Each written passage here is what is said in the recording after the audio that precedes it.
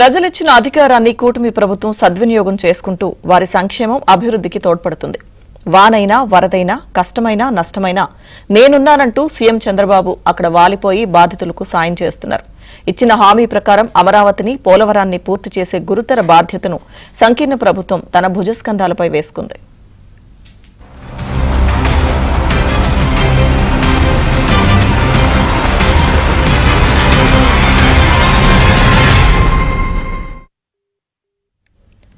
సార్వత్రిక ఎన్నికల్లో టీడీపీ, జనసేన, బీజేపీలు కలిసి పోటీ చేశాయి.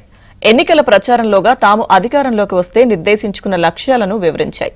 అప్పటి వైసీపీ ప్రభుత్వం ఉచితాలపైనే ఎక్కువగా దృష్టి పెడితే కూటమి మాత్రం సమగ్ర సంక్షేమానికి, రాష్ట్ర సర్వతోముఖాభివృద్ధికి ప్రాధాన్యమిచ్చింది. అందుకే కూటమికి సూపర్ 6 హామీలు సూపర్ హిట్ గా నిలిచాయి. 94% సక్సెస్తో కనీవిని ఎరుగని విజయాన్ని అందించాయి. చంద్రబాబు నాయుడు అనే నేను, కొణిదెల పవన్ కళ్యాణ్ అనే నేను, సత్యకుమార్ యాదవ్ అనే నేను.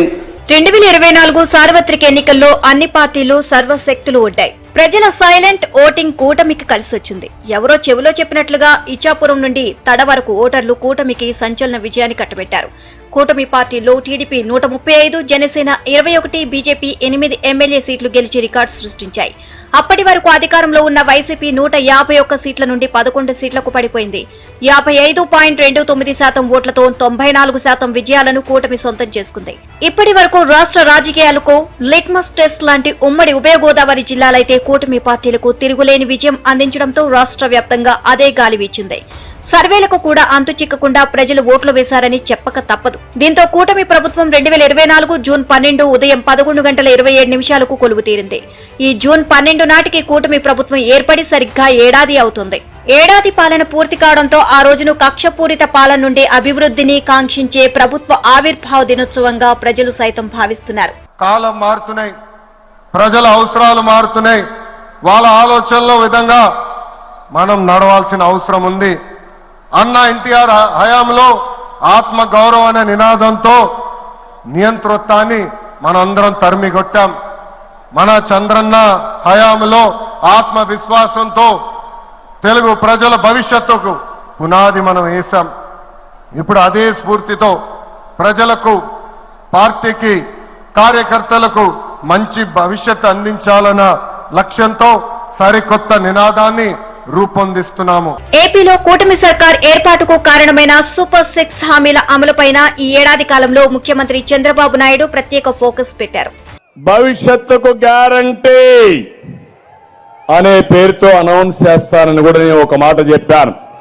పేదరికం లేని రాష్ట్రంగా తయారు చేసే విధంగా కార్యక్రమాలు చేపడతాం. అందులో 3 వర్గాల్ని మనం ఒకసారి చూస్తే, ఒక వర్గం మహిళలు.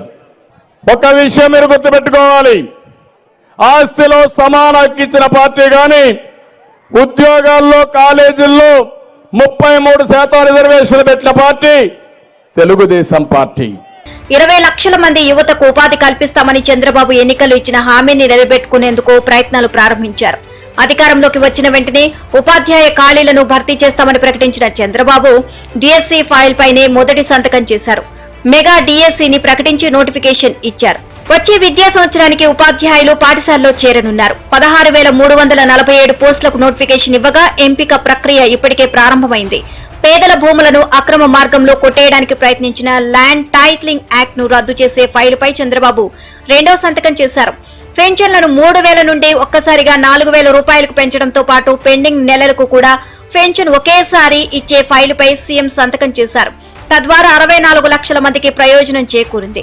దివ్యాంగులకు 6,000, మంచంపైనే ఉండేవారికి 15,000కు పెంచారు. ఇలాంటి కార్యక్రమాలు మనం చేసుకుంటూ పోతున్నాం.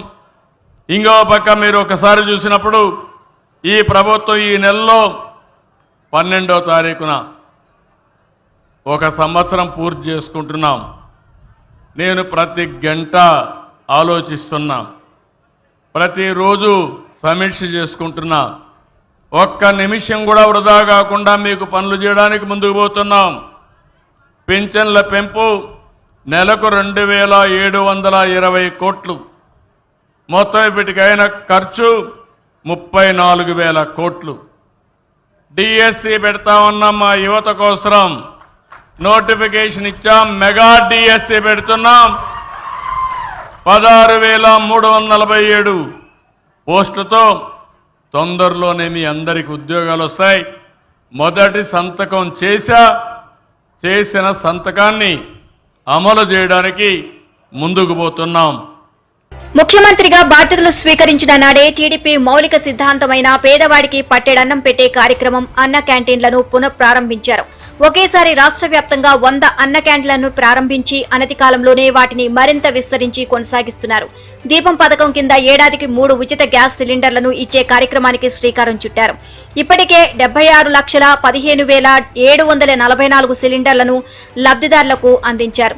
ఈ ప్రక్రియలో సమస్యలు ఎదురవుతున్నందున సిలిండర్ల రేటును నేరుగా లబ్ధిదారుల ఖాతాలో వేసే అంశం పరిశీలనలో ఉంది. సూపర్ 6 పథకాల్లో భాగమైనటువంటి ఈ పథకం ద్వారా ప్రతి సంవత్సరం 3 గ్యాస్ సిలిండర్లు ఉచితంగా రాష్ట్ర ప్రజలకు అందించాలి అని ఏదైతే హామీ ఇచ్చారో ఆ హామీని నిలబెట్టుకుంటూ దీపావళి రోజున గత సంవత్సరం నవంబర్ 1వ తేదీన దీపం పథక అమలుకి శ్రీకారం చుట్టారు. ఇచ్చిన మాటని నిలబెట్టుకున్నారు. ఆగస్టు 15 నుంచి ఆర్టీసీ బస్సుల్లో మహిళలకు ఉచిత ప్రయాణం అమలు కానుంది. పేదల సంక్షేమానికి కూటమి ప్రభుత్వం పెద్దపీట వేసింది.